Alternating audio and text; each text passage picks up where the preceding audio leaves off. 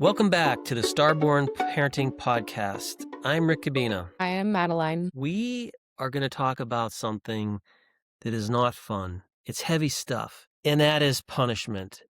And today we'll look at the global state, but we need to talk more about what is this thing called punishment? Because you know, as well as I know, people are very often confused when we talk about punishment from a clinical sense. Yes, for sure. And it can come in very different forms. And I think a lot of parents might be using it unknowingly. Yeah.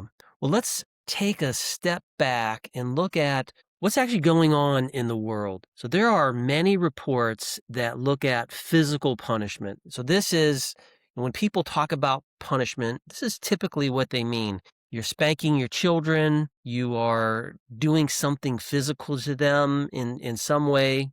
And when we look at the reports that are occurring globally, they show that roughly 400 million children, that's 3 out of 4 kids, experience violent discipline at home.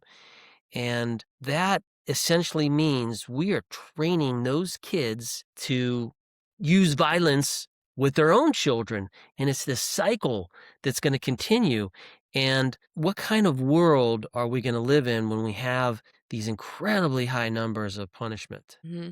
And honestly, I wasn't even surprised when I heard that number because I see it day and day. I hear stories. Yeah, especially when we think globally. Yeah. Here's the thing with punishment. We're going to talk about the behavioral science part of it because that's what we do. That's our thing. We understand the science very well. However, when kids experience physical violence, especially when they're young, you are literally rewiring their brains. It's not just these symptoms that you see. You are literally rewiring these kids' brains, and there are so many negative things that will happen from your child's standpoint. Looking at the outcomes, jobs, relationships, you go on and on about all of these things that parents want for their kids. What's their standing in certain social circles? You see that there's this dive from kids that experience physical violence and how they're not well-adjusted adults. When they're in relationships, those relationships tend to be fraught with, you can guess it, these very violent exchanges. And it doesn't have to just be physical punishment. When we talk about punishment, there's also a term where people talk about aggression, psychological aggression. And when they use that term, what they mean is yelling, using coercive statements, anything where belittling, anything like that where the other person is experiencing this psychological aggression. And when you look at those numbers, a report showed out of kids who are from 1 to 14 years old, 55% of those kids experience physical aggression. Again, this is another worldwide study. And it's looking at 1 to 4, and 65% experienced this form of psychological aggression. I mean, Madeline, my heart breaks when I read these reports because it's a statistic, but you and I, both as parents and our audience that listens to parents, you look at your kids, you love your kids. You don't want to imagine your kids experiencing these harsh conditions, whether it's physical or whether it's psychological. It is just an incredibly problematic way to raise kids, and it has terrible effects as these kids grow up. Yeah, but you think about like the physical aggression aspect. Parents can think more about like, have I hit my child in the last week? And they can probably answer that question either yes or no. When it comes to the psychological aggression, that almost plays into more of like the culture, and the culture of the parent interactions and the culture of the family, and that can happen without parents really being aware of it. Like I've seen parents, you know, kind of, harshly grab their child in the playground and kind of like yell at them. And I don't think they would take that as like a physical aggression, but that kind of falls into like, semi-physical, semi-psychological, and then like the talking down on kids. And I feel bad for these parents because kids can push their buttons, and if you have no other tools in your toolkit, you're going to reach for this aggression, especially if this is something that you felt as a child. we are from the Midwest, my family's from the Midwest, like, factory kids, and it's like, our parents were raised differently, they were treated differently, and that can trickle down easily from generation to generation. It does trickle down. If we're gonna share stories, me being older than my parents were raised, they grew up as children in the 40s to 50s. And back then, physical violence was commonplace and it was part of discipline. And the thought was there's a lot of phrases out there that come from different sources. Like, if you spare the rod, you spoil the child. Mhm. That's a biblical verse. And some people literally make that their physical or their way of expressing discipline. And I can admit that growing up, we had this wooden spoon, and if you misbehaved and it reached a certain threshold, and you did something that was really bad, and I don't know what that threshold was, but that wooden spoon would come out and smack right on the butt, and that was physical punishment. And that's something that I experienced, my sisters experienced it. And the thing of it is, it doesn't mean my parents didn't love me because my parents were very loving people. And for other people that grew up, like some people wear this physical punishment with a badge. Have you ever seen these memes that go around social media? It's like raised right, and Mhm. there's maybe a hand smacking a butt or something, and people are proud that they experienced this physical punishment and now they have good morals. Now they are disciplined well, and it's not like this current generation that's soft, and the way you solve it is smack those kids on the ass. And that's the way that you should discipline them, but that is just a cycle that needs to be broken. Mhm. Yeah, and the problem is that this isn't something that can be used in school. And so if your kid is only used to responding to that level of response from a parent, like physical response or psychological responses, I mean, how is the teacher supposed to mirror that? They're not. And so you're leaving the parents and other people that the child's interacting with no form of behavioral, adjustments or control because the parent's not gonna, I mean, a teacher's not gonna smack your child, and you don't want your teacher to smack your child. And so, like, what is the teacher supposed to do? Because the kid's not gonna respond to anything else except that level. I have a teacher friend, and she teaches kindergarten, and she was telling me that she had a child that was all over the place, and the parent came in for a parent conference, and the parent said, "Look, if you want to do anything that really straightens out my kid, that's okay." So I wouldn't be so sure on what you're saying that parents don't want that. They might not want to do it themselves, and they're at their last rope because they don't have the skills to think about how do you do it otherwise. But this parent was telling the teacher, pull the paddle out, get my kid in line. And I get it. I get the frustration because if you don't know what to do, what are you going to do? Yeah. Yeah, I think it also comes down to the fact that when you reach for that level of aggression, it's probably because you're at the end of your rope with your child Yes, and there's nothing left. You feel like there's nothing left to do except this level. Whereas instead, what we're going to teach you here on the podcast is there's so many things you can do before that behavior occurs. And we'll talk about this in future episodes, but this is, and there's even other forms, like we'll talk about penalty instead of punishment. And so sure. there's different levels you can do. But yeah, the reaching for the punishment, it's a slippery slope. Let's talk about what we know. So we could go on and spend literally this whole time talking about all of the stats with punishment. It's bad. It's really bad. Let's look at, through the behavioral science lens, some of the things that we have discovered with physical punishment. Here's one. I'm going to give you four things and tell me if you can relate to this or if you've seen this before. Here's problems with punishment. Number one, if you punish someone, it will work and it will work very fast. But you know what happens? It's going to fizzle. You smack some kid and it's going to stop right there. But across time, you know what happens with those kids? They get used to that punishment, and you're not teaching them anything. You're just stopping a behavior. So we know if you're going to use punishment behaviorally, then it's just not a long-term solution. Yeah. Number two, if you use punishment, there's going to be emotional fallout. Imagine the time you've been punished. I have been punished. And for our listeners, if you've ever experienced punishment, your feelings get hurt. You have physical emotions that occur as a result of punishment. Early on, one of the ways we came to understand punishment is we were in a lab and we had animals in the lab, and they did these experiments with punishments, and they would find that if punishment was delivered, these pigeons would have these emotional responses. So you would think that if you punish someone, and again, these are the early studies, but they go all the way up to humans.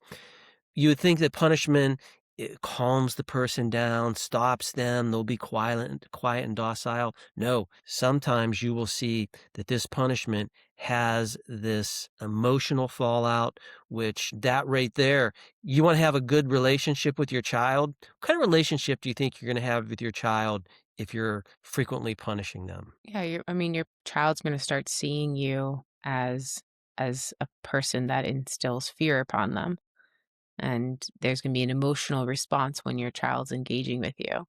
And we all want to have a positive relationship with our children. And this is exactly what's going to happen. You will be seen as someone who's mean. I have seen this in the past with teachers. When I did my student teaching, I was next to a teacher in kindergarten, and this was another thing that just broke my heart. This teacher would yell at the kids. She was a kindergarten teacher all day long. All day long. She was yelling at these little babies. When you're in kindergarten, you're 5 to 6 years old. You've been on this planet for just this little bit of time, and to be subjected to this adult screaming at you, I just it was awful. Like I talked to my teacher, because it was like a student teaching kind of thing, and I talked to her and I'm like, hey, what's going on over there? And she's like, oh yeah, that's just what she's doing. I even brought this up to the principal, and nobody did anything.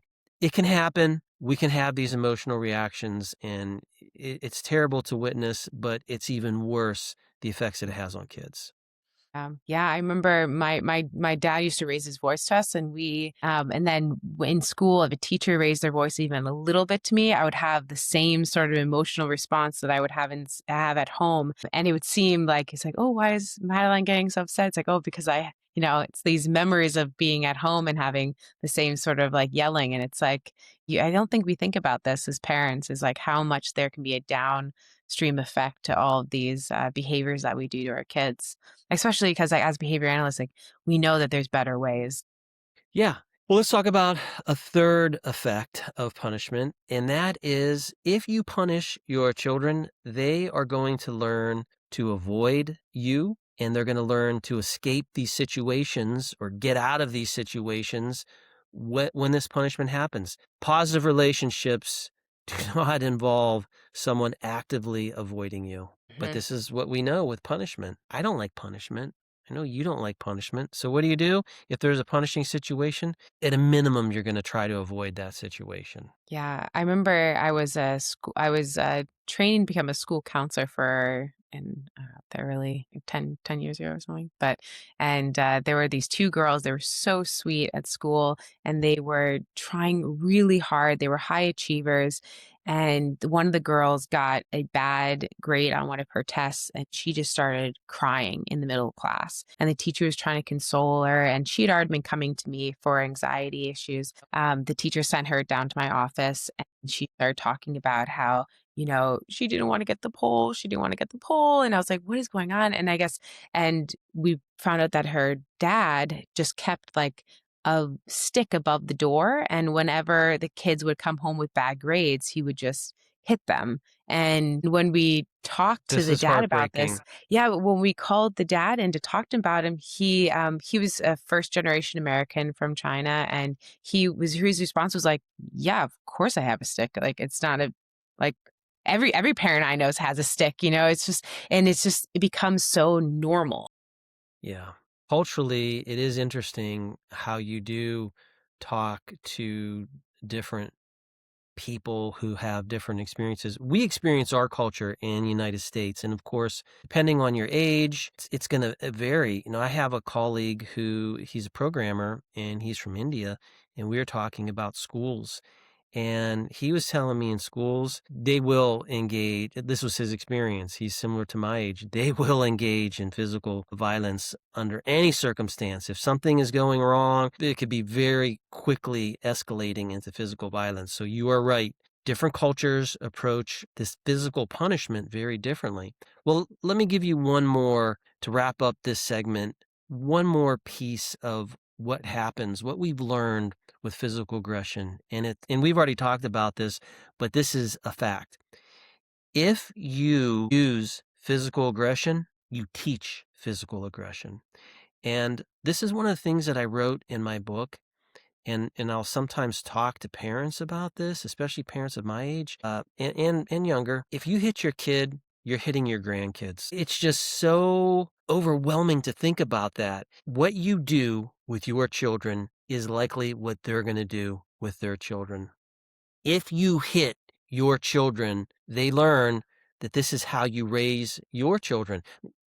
There are no rules. There's no rule books out there that say, hey, this is how you raise children. The way parents raise their children is through their observation and their experience. You get with a partner, and now there's two of you, and that person has their own experiences. So you get together, and that amalgamation of how you were raised and how that other person were raised, that's how you raise your children. So if you were raised in a family where that physical punishment, that psychological aggression was occurring, that's likely how you're going to do it.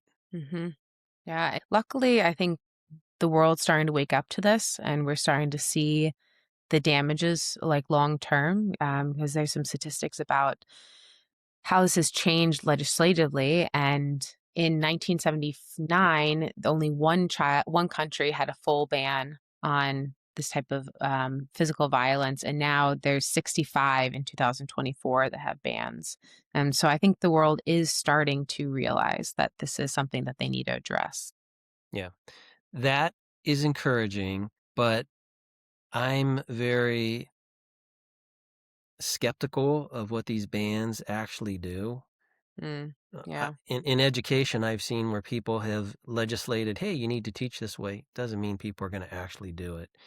And what's the enforcement standards on this? I have colleagues that have worked specifically in foster areas and other areas with children, and his sole job was to help parents stop hurting their children. And the stories he would tell me, I wish he wouldn't have told me these stories, because his stories that he experienced still haunt me to this day. Yes, it's great that people are recognizing this and we're turning it down, but we need to do more than that. And this is one thing I would say to parents. If you're using punishment, I'm not going to judge you, but I want to show you these are the problems, but there's other ways that you can help your children. You alluded to that already. And I think that's one of the great things about the society that we live in now. Information is becoming easier to share. People can make changes, and there's all these different tools that can help people. So punishment, understanding what it does, is number one, raising awareness. And then number two is looking at, well, what else can you do? And of course, we're not going to talk about the what else you can do, but we should probably refine what do we actually mean when we talk about punishment through behavior science. Hmm. So let's talk about that. The punishment that you and I have been describing, this is what most parents think about when they hear the word punishment. Somehow someone does something wrong and that behavior is met with a severe consequence. Well, when we talk about punishment, what we mean by punishment is that there's a behavior and then something follows that behavior, And as a result, in the future, that behavior is less likely to occur. So punishment does match up. That definition matches up with a lot of people think about when they think about punishment. A child misbehaves, the child is spanked, that behavior is going to happen less likely in the future. That's what punishment means. That's the definition. And there's all sorts of examples of that. That makes me think that the big part when we talk about in behavior analysis about punishment is this idea that when you add this form of punishment, the behavior decreases. And what I have seen in schools and parents that I've worked with is that sometimes that child maybe isn't getting enough attention or whatnot.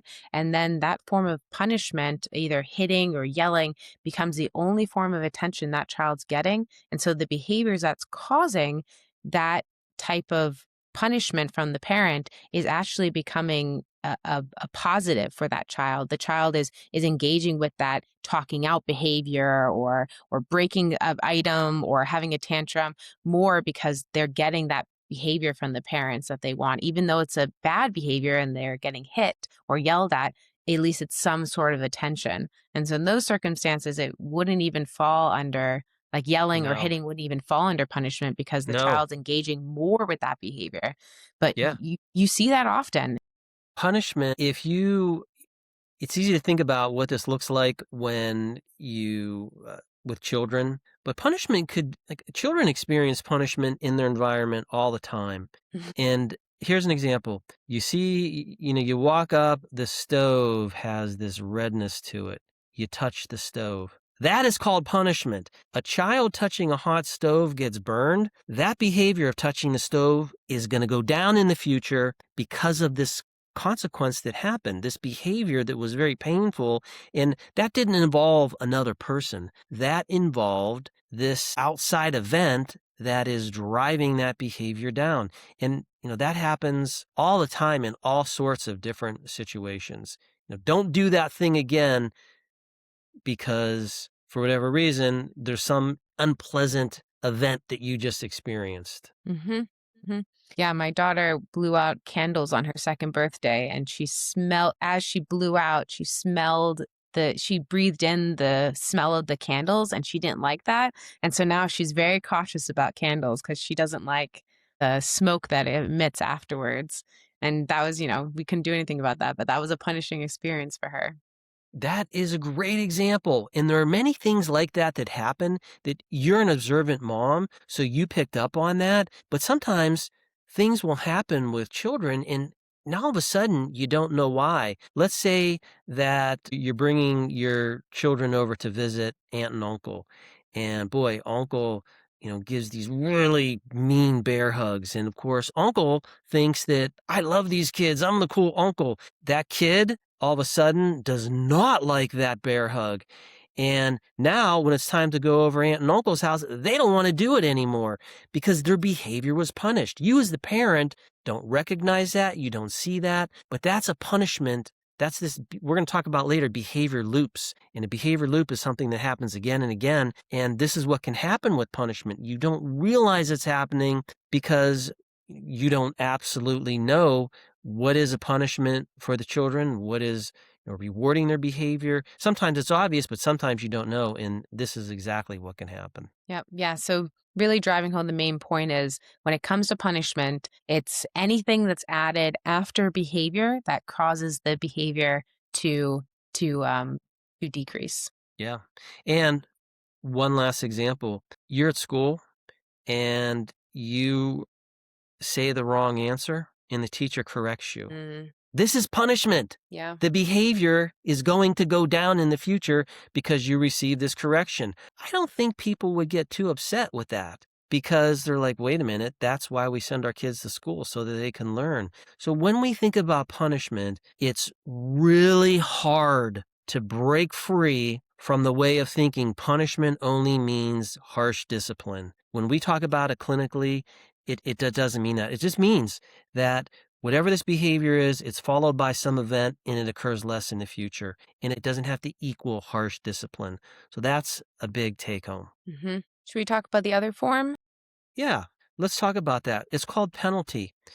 And if you've played sports and you fouled somebody and you have a penalty, whatever your sport is, that's kind of what we mean by penalty. Something is taken away. If, in this instance, there's a behavior that happens and something pleasant is taken away, and as a result, that behavior is not going to occur much. Timeout is a classic example. You have a child who is in a setting where they're playing with their peers, and they say that bad word. You know that bad word that I'm talking about? You Mhm. do. It's the Yeah, bad one. my It's my the one that husband's been saying it actually recently, and he's had to get better at it because my daughter then is running around, "F, F, F, F," it's like, "Okay." Yes, that's the bad word. So that child says it, and that child's playing, and what you do is take that child out of the setting. And my friends from Korea just told me yesterday, we had this conversation. It's called the thinking step in Korea. You have the child think about it, but we call it timeout. What that means is you are being removed from a setting, so you're losing access to all of the other kids playing, and now you're over here. So when you lose access, that's a penalty. And what's going to happen in the future? Well, in that setting, you're less likely to use that word because there was this negative consequence that happened. You were given timeout. That's a penalty. Mhm. Yep. Or my daughter's learning to sit at the table with us. She used to sit in more like the container high chairs, but now she can sit at the table in like her own little chair. She's learning that the serving dishes are not her own personal dishes because she'll just reach over and just stick her hand in the asparagus or broccoli or whatever and take it on her plate. And so when she does that, it's like we give her warnings like, oh, that's a serving plate, not a personal Lucia plate. And then she does it again, then we just move the bowl a little bit further away so she doesn't have access to it anymore. Because yeah, she has to learn. Yeah.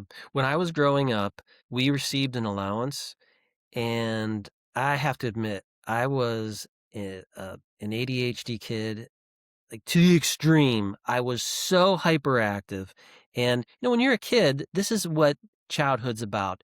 You're trying to figure out how to survive in this world. You don't know the social rules. You do behaviors, and you don't do them because you're a bad kid. You just haven't figured it out. And naturally, there are times when our behaviors are punished and shaped up, and sometimes they're rewarded. But I was a kid who was constantly pushing limits. And one of the things that my parents engaged in is if I did something, again, I didn't know the exact magnitude of what I had to do, but if I did something that was really bad, I would lose a portion of my allowance. That penalty, that taking away of this pleasant thing meant that, oh, I did this behavior, I lost something, stop doing that in the future. That's the lesson. And again, I didn't need to consciously understand that that was happening, but this is how penalty works. There are two ways that behavior goes down in the future. Again, we're talking about this through behavior science. One is punishment, the other is penalty. And they're two different distinct ways where behavior is going down, but one involves the presentation of something that's unpleasant. Whereas the other one which is punishment, the other one, which is penalty, that involves the removal of something pleasant. And that pleasant thing could be attention, it could be playing a game, it could be money, it could be whatever. Whatever that pleasant thing is, when that's taken away, the behavior occurs less likely in the future. Yeah, and punishment tells a kid what not to do, but it leaves them with no idea of what to do instead. And that's something that I think we can fall into easily as parents is that if we're just reprimanding without giving them a clear alternative behavior, then we run into this trap of the kids might be able to stop what they're doing, but then they're left with a behavioral void, as I like to think of it, is what am I Yeah. supposed to do instead? So the likelihood of them doing the bad thing or the thing you don't want to see again increases because you're left leaving them with no other alternative. And so when you think about these punishments or penalties, they should always come with these behavioral replacements, something to do instead. So, if I tell my daughter, we don't reach into the serving plate with our hands, use the fork, put it on your plate instead. And giving them these alternatives will really help get out of that loop. That's such an excellent point. Imagine as an adult, you get a job and you go into this job and you do something wrong. Someone just yells at you. And then, you do something else. Someone yells at you again. You're not going to like that manager. You're not gonna like that job because you're not learning anything on how you do that job. And it's the same exact thing with your kids. If all you're doing is yelling at them or taking things away because they're not doing things right, you've taught them nothing. And that is such an important point. And I think when parents start learning more about, oh, these are the things that punishment does, they're going to feel less likely to want to do it. I'm going to share one more Mhm. thing because we need to wrap up. And there's this word that's called habituation. And what that means is when you engage in punishment, people get used to the punishment. They habituate to whatever that thing is. So let's say that you have a child and you yell at them for doing something. Well, after a while, it's like, oh, this person's yelling at me. It's not having its effect anymore. So what happens? What does the parent do when the yelling doesn't work? They yell more. Yeah. And if that yelling doesn't work, then what do? They might, resort to hitting or Yeah. They're going to yeah, amp it up. That's exactly what habituation does. And it goes up. And what happens when the kids, you smack them on the butt and that doesn't work anymore? Then you pull out the wooden spoon. Then you have the switch. I mean, this is exactly what can happen. And next thing you know, this child is being brutalized because this habituation, this is part of nature of what we know about punishment. And it's challenging because, like you said earlier, it's not teaching anything, and you have to just keep escalating the punishment. So this is the problem. Let's wrap up. And this has been a tough thing to talk about, but we want parents to know that punishment is not good, and it has these very negative effects. Now, with that being said, is there, and again, when I'm talking about punishment, I'm talking about the physical punishment, the kind, again, we said clinically, there are times when punishment could be used. And again, thinking about the world, what we don't want to do is paint this black and white picture of like, this is how you always respond. And there was someone named Murray Sidman who was an incredible, he's one of those OG behavior scientists who did all this work on punishment. And he even said, like, look, if you're raising kids, if your kid's about to run out into the street, into cars, if you yank that kid back, that's punishment. But I don't know about you. I'm not going to let my kid, I'm not going to talk about them and be like, hey, process your feelings. Don't run out into that car. In that instance, you're going to pull the child back for their safety. That doesn't mean that you're giving license to use punishment as the go-to. It just means we live in a world where there could be a situation that comes up where punishment is appropriate. yeah. Thinking of it as like more the last resort in very small circumstances, because there's other tools that will teach you here that are better and more effective and will make you feel better as a parent too.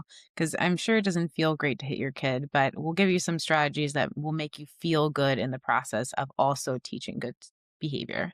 Yeah. And even if, when we talk about punishment, even if the go-to isn't hitting, which it could be doing penalty, where kids are being penalized all the time. Again, if you don't want to resort to that, then what are other things you can do? Well, let's talk about three things to remember about punishment. Number one, punishment creates what's called situational compliance, and that means the kids are only going to be good when you're in the room. This gets Mhm. back to exactly what you said. It's not teaching anything. So when they're with you, oh boy, I'm going to avoid punishment, so I'm not going to do that thing. But when you're not there, kid's going to do the thing. Takeaway number two, stop the arms race. If you're using punishment, like we just said, it can ramp up. The intensity of punishment can ramp up. That's a sign that the punishment isn't working or that the child is being habituated to it. So we need to understand if we're using punishment, this can happen. Let's stop the arms race there. And number three, if punishment is going to be used, penalty over the punishment, which again, that's the presentation of something unpleasant. That is a better, safer way to help children with their behavior. So a brief timeout is safer than pulling out the wooden paddle and smacking the child's behind or however that punishment is being delivered. Mhm. Yep. Very good. Yeah. Yeah, my daughter knows that if she's using the scooter and we're going to the park, she knows that if she tries to go into the road without talking to me, then the scooter will be taken away. And I don't need to say anything. I don't need to yell. I don't need to reprimand her. It's just like after she does it once, I tell her, okay, if it happens again, gets taken away. She does it again. Oh, scooter goes away. And then we walk to the park on just her feet. And she knows that's the rule. Well, if you all are interested in this, let me give you all a shameless pitch, and that is there's a book at the Starborn website at Starborn Press, and it will talk to you more about punishment. And this is something that you can read about more. And of course, there's other sites out there that will also talk about punishment. So there's a lot of information out there, but the Starborn website is something that we hope you go to. We have a forum that you can engage with other parents in, and this is something that we hope you make use of. Yeah. And tune back in for our weekly podcast as well. We'll be dishing out new information every week to hopefully give you more tools to be better parents and be the parents you want to be and parents you can be. I love that. Well, thank you all for joining us in learning how to use behavior science and become better humans with your children. Yep. See you next time.